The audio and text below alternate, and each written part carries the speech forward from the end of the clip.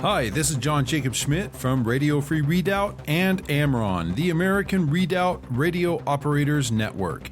If you're watching this, it's probably because you're searching for communications resources to help you become better prepared in the event of disruptions in conventional communications, such as a natural disaster or a man-made disaster. AmRRON is a great resource for emergency communications, but it's not just about communications. It's about a network. Life-saving news and information could make the difference between safety and danger, even life or death.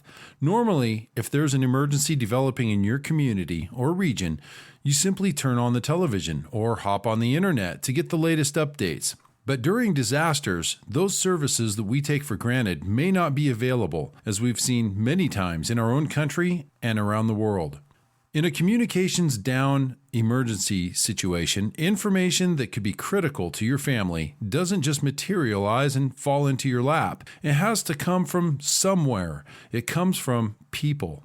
People who are sharing information at agreed upon times, frequencies, bands, and modes, using communications gear that doesn't necessarily depend on today's power and communications infrastructure. So let's get started to see if AmRRON might be right for you. AmRRON is now a continental radio communications network with multiple volunteer radio operators in every state, Puerto Rico, and Canada. But it certainly didn't start off that way. AmRRON is an offshoot, or the other side, of Radio Free Redoubt, which is a website and podcast developed to promote the growing American Redoubt movement. It was developed in 2011 as a radio communications network to help keep the American Redoubt states connected, especially between like-minded conservative, mostly Christian, self-reliant patriots in the event of a major regional disaster. Before AmRRON was AmRRON, there was the foundational communications plan that began as the CH3 project, or the Channel 3 project, referring to the standardized and agreed upon designated channel that like-minded citizens would turn their radios to on their CB radio, FRS, Family Radio Service radios, or MRRS, that's Multi-Use Radio Service radios. This standardization is necessary in order to have the best chance of making contact with like-minded people and calling for help in a disaster situation. CB, FRS, and MRRS radios don't require a license to operate and are owned and used by the widest number of citizens. However, they are extremely limited in their legal power and range, and in some cases are restricted by antenna regulations and are designed primarily for voice-only communications in short distances. So, good radios within their limits, but very limited nevertheless. In a real-world disaster situation, it's the licensed amateur radio operators, known as hams, who do the heavy communications lifting. And outside government communications, it's the licensed hams who have a virtual monopoly on relevant news and information about a developing emergency situation. They're also critical during rescue, relief, and disaster recovery operations. So, in late 2011, AmRRON was born. It began with 5, then 10, then 20 ham radio operators. Their responsibility was to share news and information between themselves and then share any relevant news with their local areas over CB, FRS, and MRRS on Channel 3. Likewise, they would monitor Channel 3 in those bands for any reports coming from citizens in their local communities and pass any pertinent information along to other hams. AmRRON was to bridge the gap between licensed and unlicensed radio operators, widening the capabilities of networking and information sharing. Check the AmRRON.com website and look for other videos with more detailed information about AmRRON programs. A video explaining the CH3 project is being produced and should be available by the second week of January 2015. This regional communications plan was well received among preparedness-minded patriots from the beginning, and in early 2012, ham radio operators and citizens in other states outside the American Redoubt began inquiring, asking if they could join the network even though they don't live in the American Redoubt. Within 6 months, the membership in the communications network grew from 30 to 300 members. Some of these new members were also longtime members of the East Coast-based AmRRON Network, which stands for the American Preparedness Radio Network. They were like-minded and a highly skilled and dedicated network of radio operators with coverage from New England to the southern states, even across the Midwest and as far as Oklahoma and farther. The word quickly spread, and both groups increasingly enjoyed a crossover in membership and participation in each other's practice nets, and the relationship flourished. In January of 2014, the two groups merged, forming one of the largest private, non-institutional disaster preparedness radio networks in North America. AmRRON now consists of citizens, groups, and organizations across the continent, and they consist of individuals and families, preparedness and retreat groups, community preparedness networks,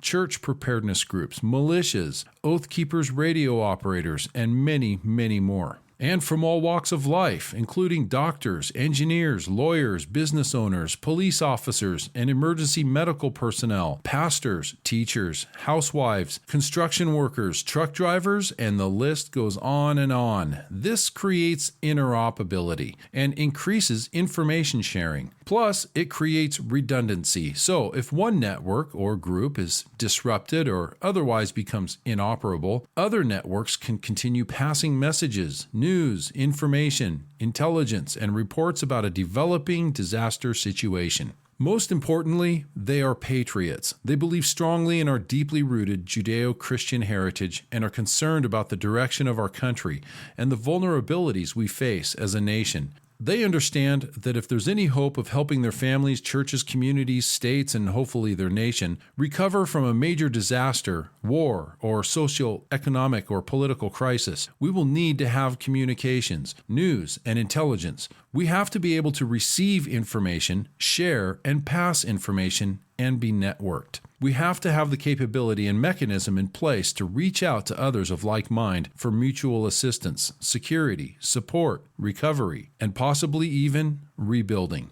Crisis often provides an opportunity for some groups or individuals to attempt to seize liberty and constitutionally protected freedoms. And no one will be able to be armed. We will take all weapons. Back across the lake is when we got stopped by Coast Guard and St. Tammany Sheriff's Department and the National Guard by gunpoint. We were sitting around looking at each other and said, we just got our guns taken away from them. They took them. And they didn't have a right to take them. They didn't have a reason to take them. I had a .22 long rifle. My girlfriend had a .22 pearl handle revolver given to her by her grandmother or grandfather. But Robert couldn't believe what he watched police do next to his rifle and his friend's pearl handle revolver. I saw them smash her gun given to her by grandmother, grandfather, just against the curb. The other things that they busted up, the .22 rifle they busted up, these were police officers that went too far. We didn't have any rights. I mean, they treated us like criminals. They treated us like if we were in a third world country.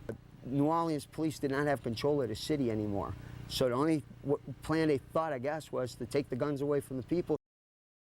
Sometimes folks get the notion that the Bill of Rights was put in place to secure the people's rights unless a hurricane or some other disaster happens. In the past, conservative, patriotic leadership have found themselves to be victims of disasters, such as in the case of Hurricane Katrina. Just like everyone else, they were left with no electricity or running water, and were tending to their own families' needs.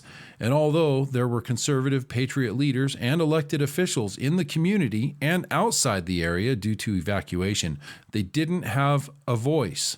They couldn't make a stand for liberty and oppose the knee-jerk, liberty-robbing reactions of the interim policymakers because they didn't have communications. Without communications, you can't have command and control, which means you can't coordinate with other like-minded leaders to develop a response or sensible alternative solutions that truly help the community while leaving the maximum amount of liberty as possible intact. So, our like-minded patriot statesmen, clergy, community members, and others in positions of leadership will need communications support to coordinate their responses and efforts, to stand in the gap and protect their fellow citizens, protect liberty, and protect Americanism. And those leaders may need to call upon you for coordination, command and control, and mutual support of one another. They may need you to help disseminate information and put out public service announcements. AmRRON is the other side of the Radio Free Redoubt coin, and Radio Free Redoubt is politically active. So you may occasionally receive updates and information through AmRRON that are politically, culturally, or socially conservative in nature.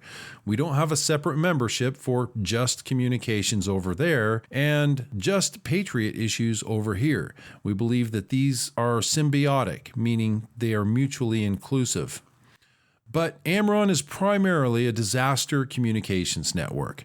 Regularly scheduled practice nets take place all across the country, with national and regional HF nets taking place on the first and third Wednesday and Thursday of each month at a minimum, and local area nets taking place in communities across the continent somewhere nearly every night of the week.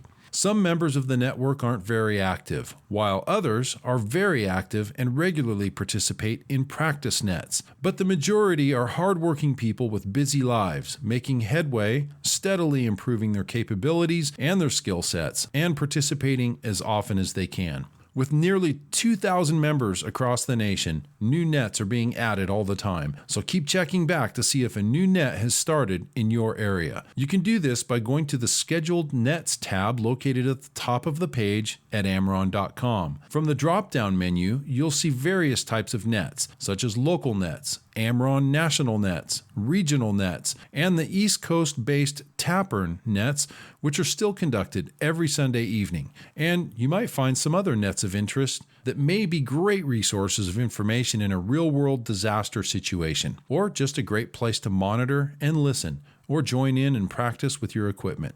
But let's say you want to look to see if there's an active net in your area, and you live 10 miles out of Sacramento, California. You can open up the local AmRRON Nets page, and you'll notice the directory is set up alphabetically by state.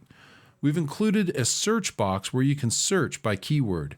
In this case, we'll just type in California.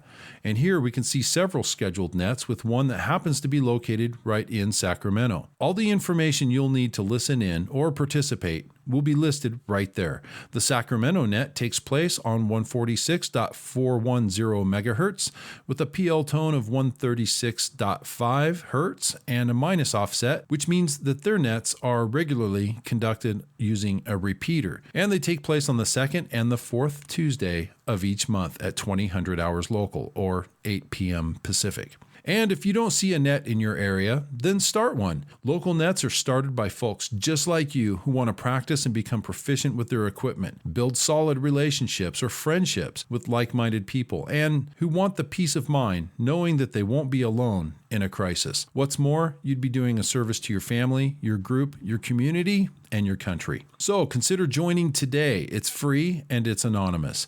Simply go to the Join page by clicking on the tab labeled Join. There, you'll be able to read more about what being either a redoubter or an AmRRON operator means. But just briefly, a redoubter is simply a member saying, I stand with you and I'm out here, so don't forget about me. They want to be able to stay informed in the event of a disaster, but they may not have the skills, equipment, or desire to actively contribute as a radio operator. An AmRRON operator is a radio operator, either a licensed ham operator or a non-licensed relay. There's a lot more to AmRRON, of course, but this is just meant to be an overview. Feel free to explore the website and check out some of the resources and articles we have available. For a couple of other great resources to help gain a better understanding of AmRRON and disaster preparedness communications from the Patriots' perspective, I invite you to check out the Comms Up and Comms Up 2 videos that we produced in 2014. These are each about an hour long and were produced as docudramas. We hope you enjoy those and find them helpful and informative. We look forward to having you on board and joining us in building one of the fastest growing preparedness radio networks in the world. This is John Jacob Schmidt, out. As ready, trained communicators, right up to the present time, radio hams have been busy every single minute. The ever-increasing group of radio amateurs who have equipped themselves at their own expense with two-way radio sets by amateurs who saw their opportunity to render a public service and paid off for Americans in trouble.